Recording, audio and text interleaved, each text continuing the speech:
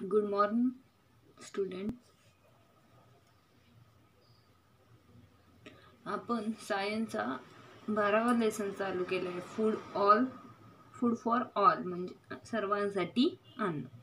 त्यामध्ये आपण ॲग्रिकल्चर म्हणजे काय हा पॉईंट बघितला होता. रिकॉल करूया. कॅन यू टेल सांगा, which vegetable do we get around the time of a Diwali, which fruits आणि विच ग्रेन्स.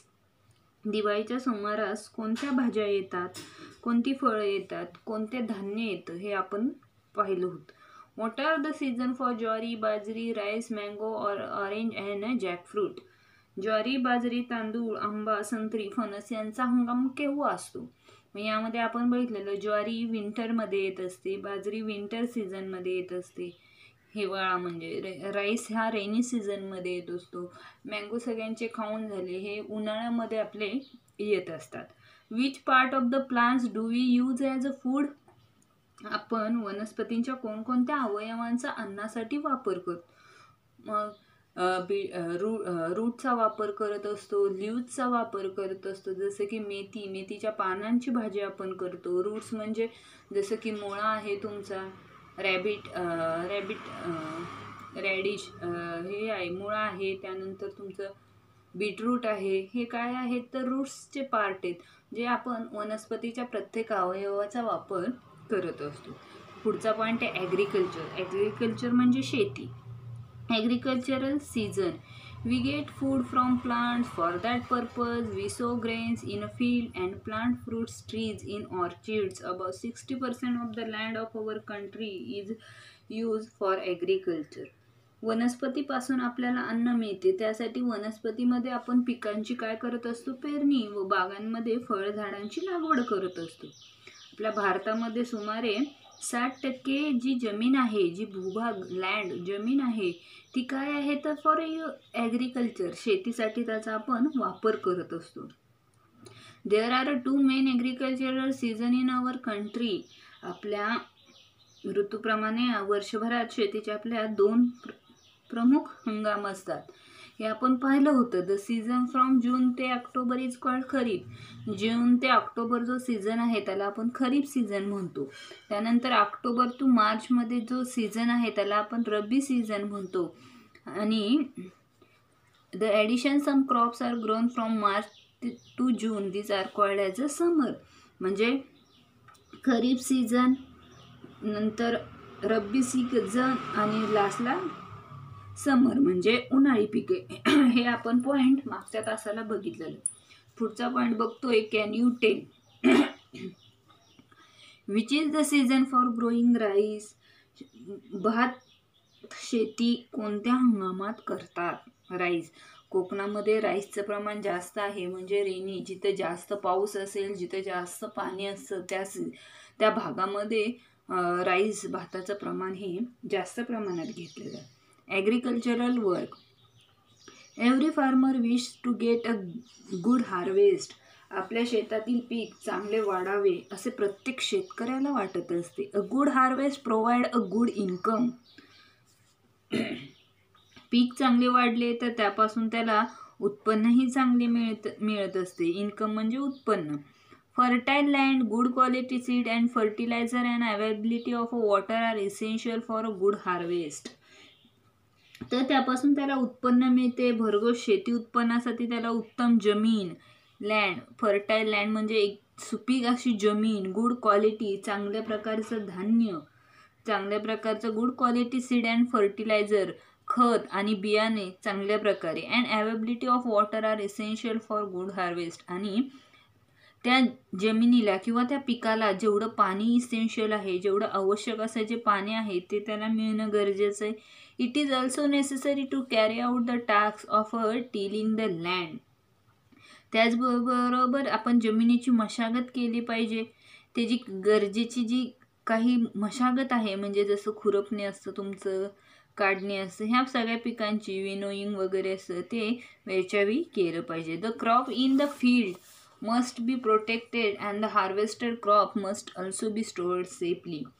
तसेच पाण्याची उपलब्धता असावी, मशागतीचे कामे करणं आवश्यक, त्याचबरोबर पिकांचं काय केलं पाहिजे, प्रोटेक्ट संरक्षण करावं लागतं. त्याचप्रमाणे harvested crop must also be stored safely, त्यानंतर आलेलं धान्य हे सेफली म्हणजे व्यवस्थितरित्या स्टोअर साठवून ठेवलं पाहिजे. All of these process are important, या सगळ्या गोष्टी काय आहेत तर इम्पॉर्टंट आहेत.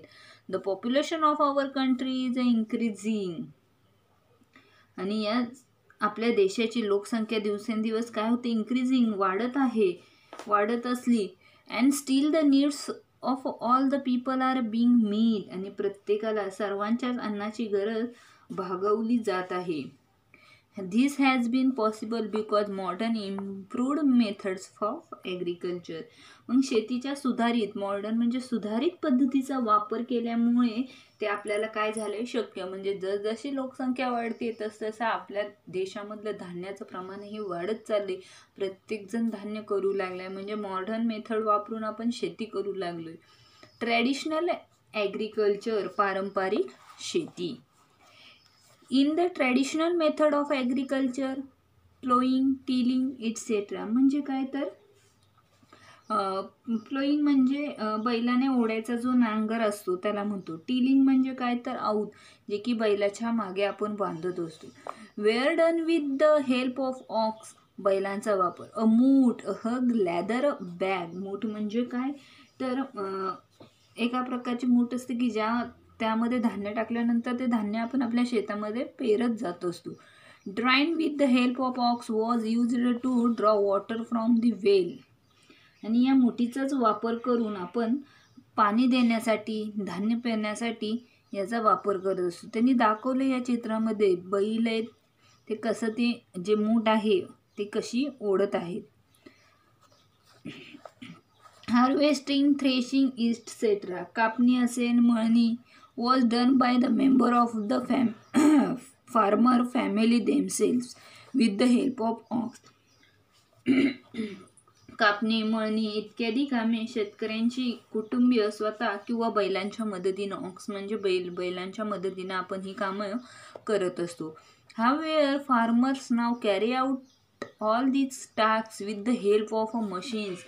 आता काय झालंय तर ही सगळी शेतकऱ्याची जी कामं आहेत ते शेतकऱ्याची कामं बैल सोडून आपण यंत्र वापरून, म्हणजे जसं की ट्रॅक्टर नवीन पद्धतीमध्ये आला, या ट्रॅक्टरचा वापर करून शेतकरी शेती करू लागले. पहिल्यांदा फक्त बैल होते, आता काय आलं तर मशीन्स, वेगवेगळ्या मशीन्सचा वापर करून आपण आपली शेती करू लागलो.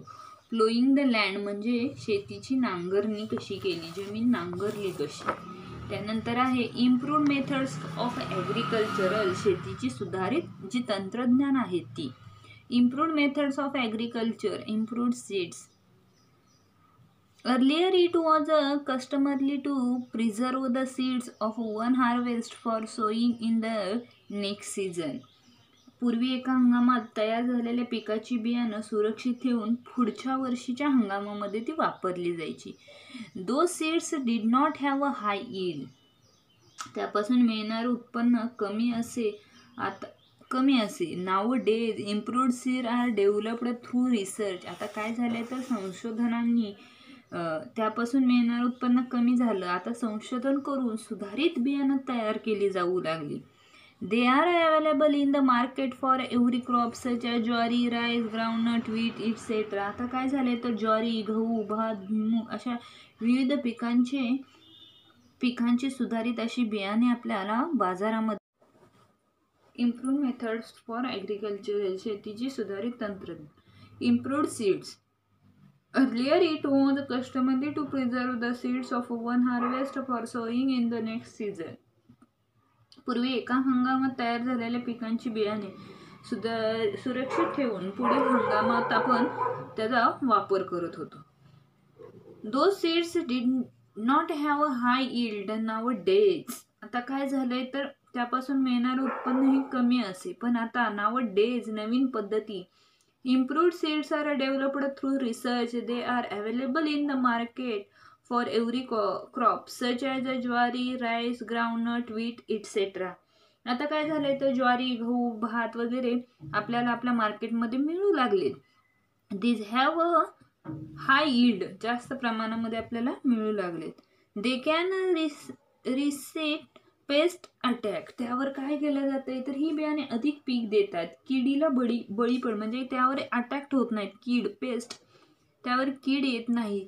सम varieties become ripe for harvesting in a shorter period of a time. तसेच काही बियाण्यांपासून पिकांची वाढ झपाट्याने होत असते, तर काही पिकं काय केली जातात, रॅप केली जातात, बंद केली जातात. High yield even with a low water supply. तर काही बियाणे कमी पाण्यातही भरघोस पीक देत असतात.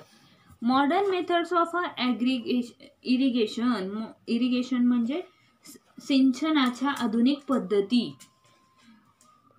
Crops grow will it they are watered at the right time.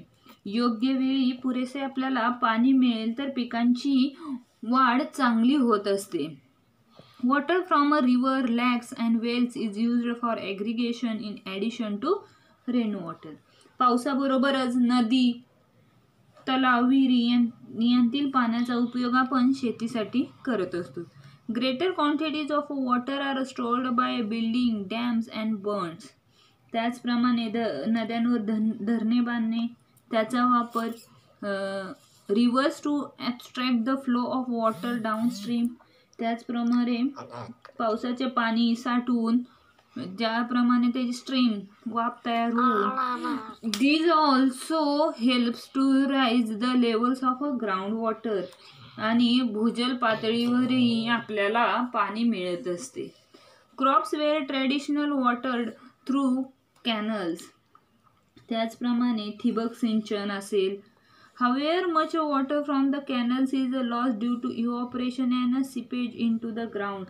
त्या पद्धतीने इव्हॉपरेशन होत असतं. इव्हॉपरेशन म्हणजे बाष्पीभवन होत असतं. सीपेज इन द ग्राउंड, जमिनीवरती. Now certain improved methods of irrigation are used which provide enough water to the plants and at a same time help to save a lot of water. त्यामुळे पाण्याची बचत होते. Loss of water, ठिबक सिंचन आणि ज्या पद्धतीने आपल्याला पाणी मिळतं ज्याप्रमाणे इरिगेशनची मेथड तयार होते, त्या इरिगेशनची मेथड वापरून आपल्याला काय होतं तर आपलं पाणी हे सेव्ह होत असतं. राहिलेला पॉइंट आपण नंतरच्या तासाला बघूया. थँक्यू.